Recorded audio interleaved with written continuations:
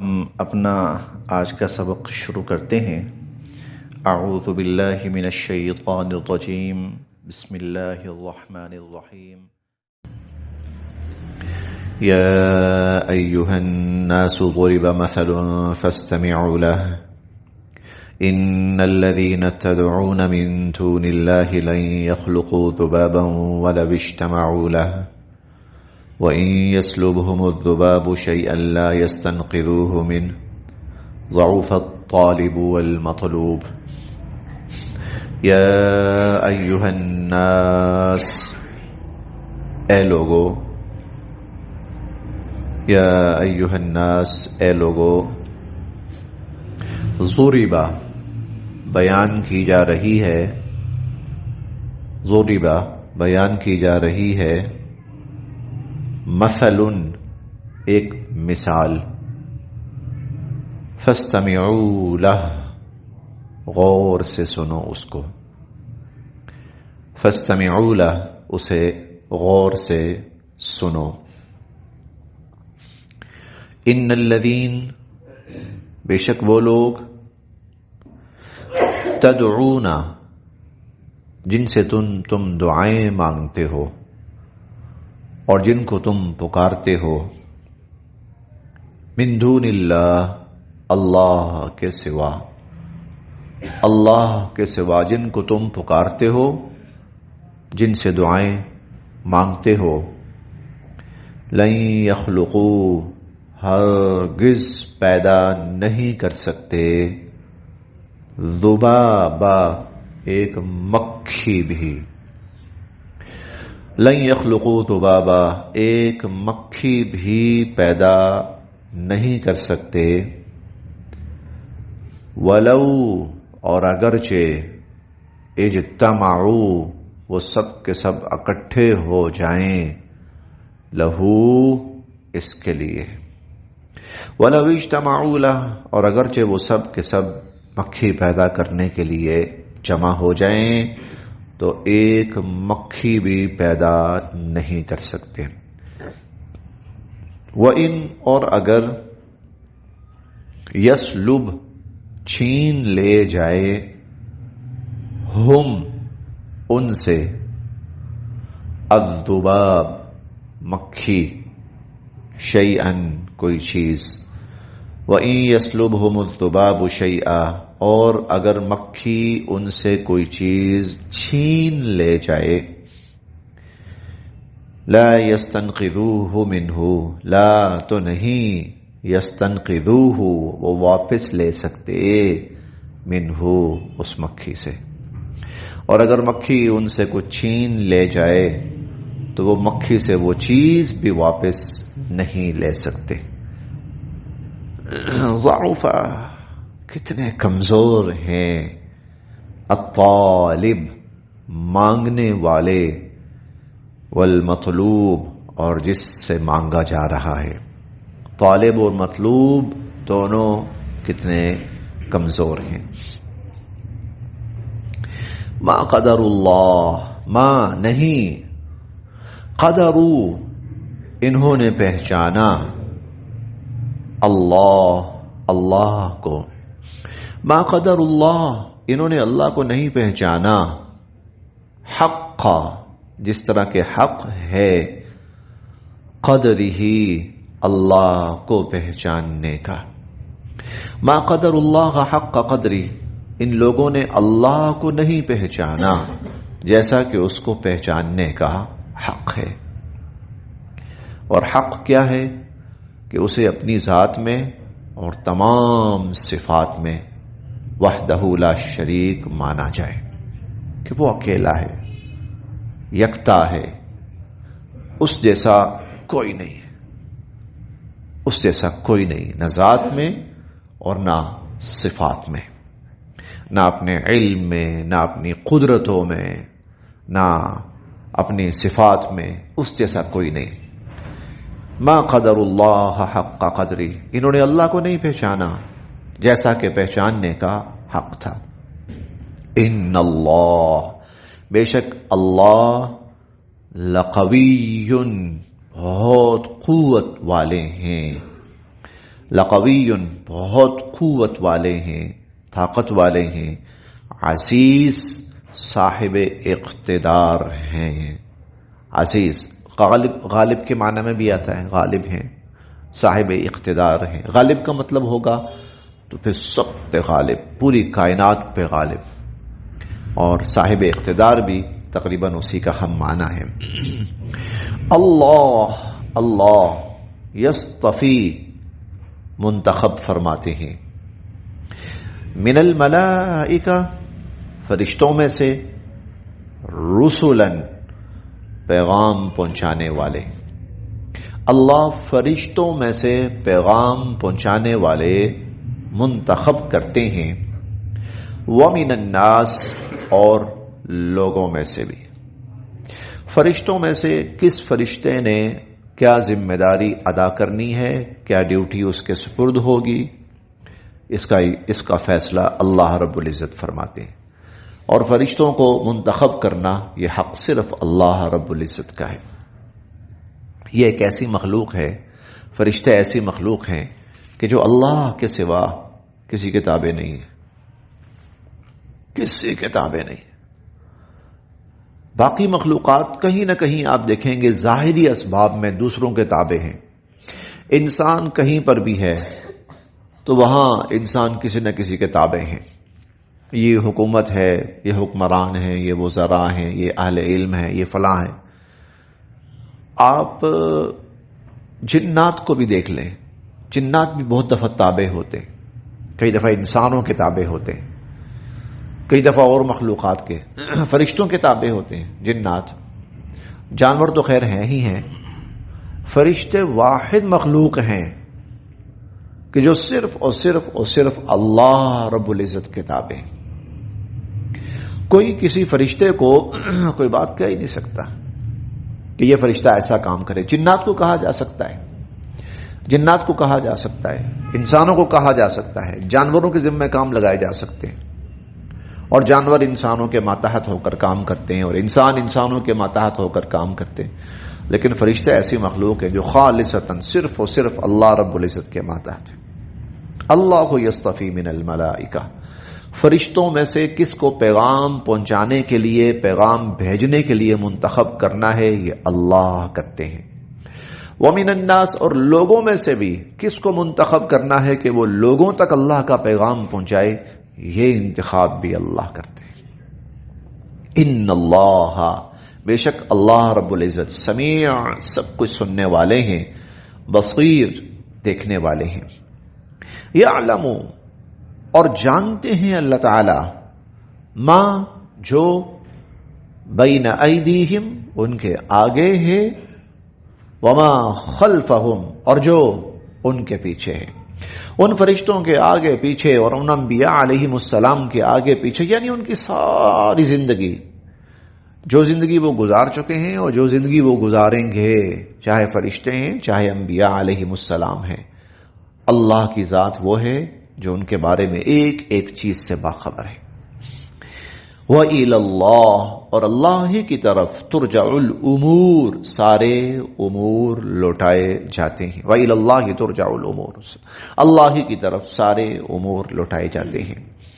لہذا یا ایھا الذین آمنوا، اے ایمان والو، بات سمجھ میں آ گئی ہے کہ باقی مخلوق جتنی بھی ہے وہ محتاج ہے، وہ ان کے فیصلے اللہ کی ذات کرنے والی ہے، انتخاب اللہ کی ذات کرنے والی ہے، ہاں ہر چیز کا علم اللہ کی ذات رکھنے والی ہے۔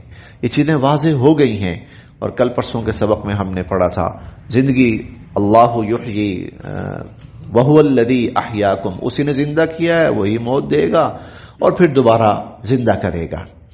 یہ ساری باتیں ہم پڑھ چکے ہیں۔ لہذا یا ایھا الذین آمنوا، اے ایمان والو، ارکعوا، اس اللہ کے سامنے جھکو، واسجدوا اور اس کے حضور سجدہ ریز رہو، واعبدوا ربکم اور اپنے رب ہی کی عبادت کرو، واعبدوا ربکم اور اپنے رب ہی کی عبادت کرو، وافعلوا اور کرو الخیر، نیکی اور بھلائی کے کام، وفعلوا الخیر اور نیکی اور بھلائی کے کام کرو، لعلکم تاکہ تم تفلحون فلاح پاؤ کامیاب ہو جاؤ، لعلکم تفلحون تاکہ تم فلاح پاؤ کامیاب ہو جاؤ، وجاہدوا اور اللہ کی راہ میں جہاد کرو، یہ لفظی معنی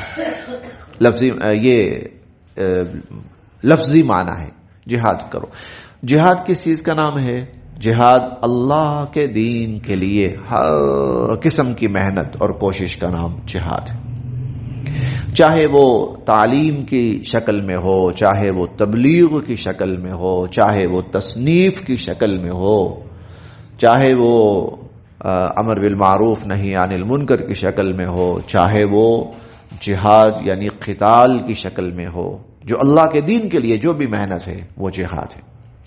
لہذا وجاہدوا فی اللہ، اللہ کی راہ میں محنت کرو اور کوشش کرو، حق جہاد ہی، جس طرح کے محنت اور کوشش کرنے کا حق ہے۔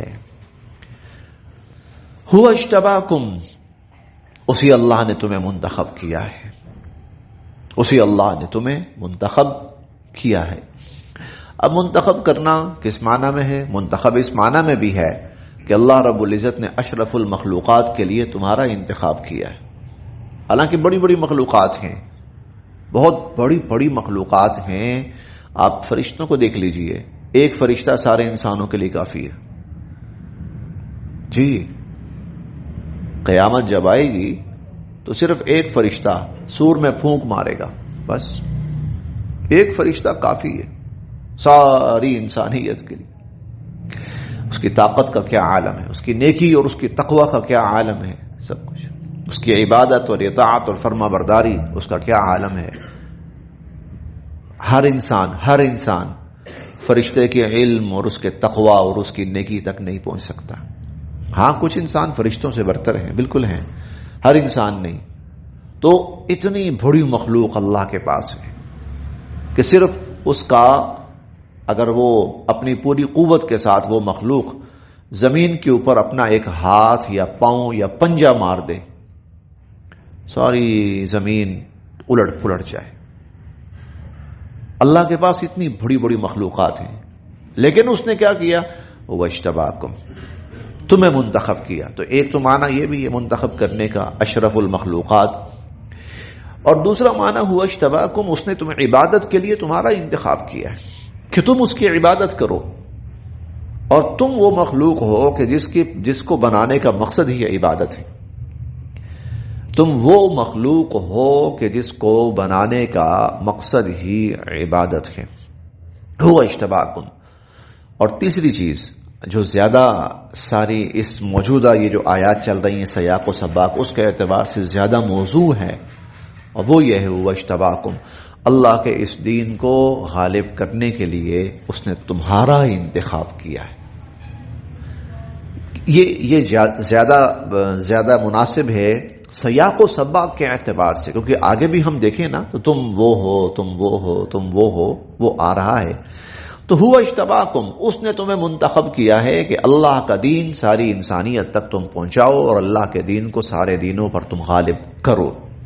لہذا اس کے لیے وجاہدوا فی اللہ حق جہادہ، اللہ کی راہ میں محنت اور کوشش کرو اور جہاد کرو جس طرح محنت اور کوشش اور جہاد کا حق ہے۔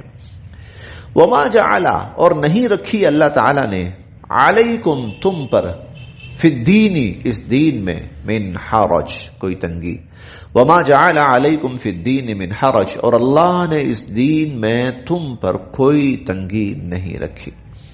ملت ابیکم ابراہیم، ملت یہ دین ہے، ابیکم تمہارے والد ابراہیم، حضرت ابراہیم علیہ السلام کا، یہ تمہارے والد ابراہیم علیہ السلام کی ملت ہے، ان کا طریقہ زندگی ہے، طریقہ عبادت ہے۔ ہم قرآن کریم میں بہت سی جگہوں پر ابراہیم علیہ السلام کے بارے میں پڑھتے ہیں کہ ہمیں حکم ملا ہے وَاتَّبِعُوا مِلَّةَ ابراہیم، حضرت ابراہیم علیہ السلام کی ملت کی اتباع کرو، اور حضور علیہ السلام کو حکم ہوا وَاتَّبِعْ مِلَّةَ ابراہیم حنیفا، حضرت ابراہیم علیہ السلام کی ملت کی اتباع کریں۔ گویا انسانیت کو بھی حکم ہے اور حضور علیہ السلام کو بھی حکم ہے ابراہیم علیہ السلام کی ملت کی اتباع کرو۔ ابراہیم علیہ السلام کی ملت میں کیا ایسی چیز ہے کہ جس کو فالو کیا جائے اور جس کی اتباع کی جائے اور جس کو اختیار کیا جائے؟ حضرت ابراہیم علیہ السلام کی زندگی ہم 28ویں پارے میں پڑھیں گے، وہاں 2 جگہ آتا ہے قد کانت لکم اسوۃ حسنۃ فی ابراہیم، تمہارے لیے حضرت ابراہیم علیہ السلام کی زندگی میں اسوہ حسنہ ہے. یہ 2 دفعہ وہاں پہ آتا ہے، ابراہیم علیہ السلام کی زندگی میں اسوہ حسنہ اور حضرت ابراہیم علیہ السلام کی ملت کی اتباع کرو. 2 چیزیں ہیں حضرت ابراہیم علیہ السلام کی ملت اور ان کے اسوہ حسنہ میں، بنیادی چیزیں.